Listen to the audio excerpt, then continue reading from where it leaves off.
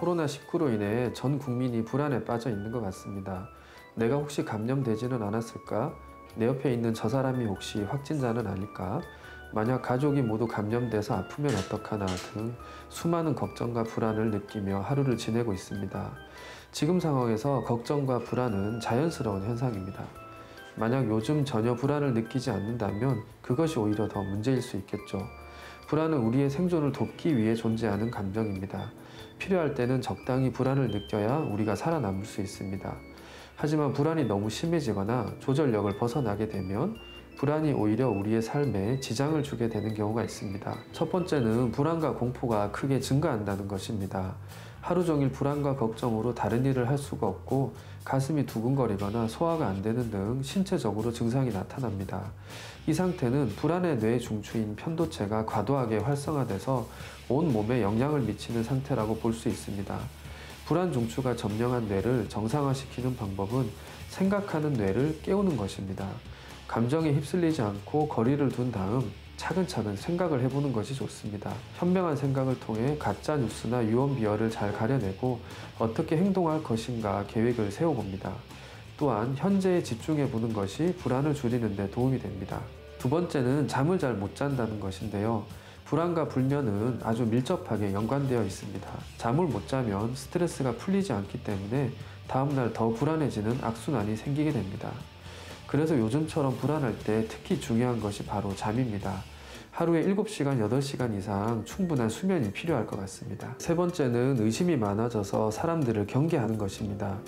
코로나 바이러스가 사람을 통해 전파되니 이런 상황에 대한 분노와 혐오가 타인에게로 향하는 경우가 많은 것 같습니다. 물론 서로서로 바이러스 확산 방지를 위해 에티켓을 지키고 경계선을 잘 유지하는 것이 중요합니다. 하지만 동시에 서로에 대한 최소한의 존중과 공감의 태도를 가지는 것도 필요할 것 같습니다. 최전방에서 바이러스와 사투를 벌이고 있는 의료진이나 공무원들의 고생도 기억해 본다면 좋을 것 같습니다. 네 번째는 기운이 없고 무기력해진다는 것입니다. 불안은 에너지를 아주 많이 쓰는 감정입니다. 그래서 중간중간 충전하는 시간을 가지는 것이 중요합니다. 하루 중 걱정하지 않는 시간을 정해놓는 것이 한 가지 방법이 될 수 있습니다. 하루에도 몇 시간 정도는 코로나 걱정을 의도적으로 잊고 다른 긍정적인 활동에 집중하는 힐링 시간을 가지는 것이 도움이 될 것 같습니다. 어른도 그렇지만 특히 어린이에게 이런 상황은 매우 낯설고 두려울 수 있습니다. 어린이는 어른의 감정과 행동을 보고 그것을 내면화합니다.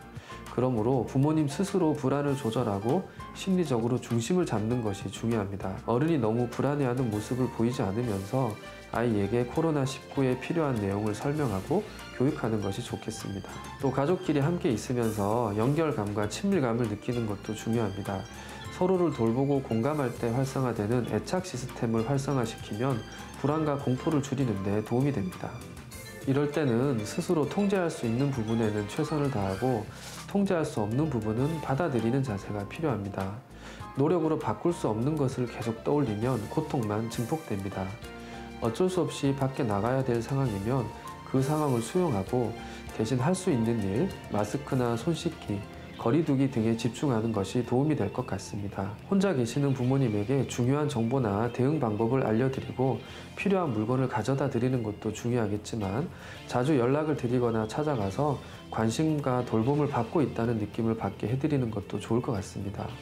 코로나19에 대한 불안도 가족끼리 서로 대화하며 감정을 표현하면 훨씬 나아질 수 있습니다. 코로나를 현명하게 이겨내기 위해서 노력할 수 있는 것은 최선을 다하고 나의 마음을 잘 살피고 서로를 돌보는 것이 중요합니다. 이렇게 하시면 여러분의 건강이 보이실 겁니다.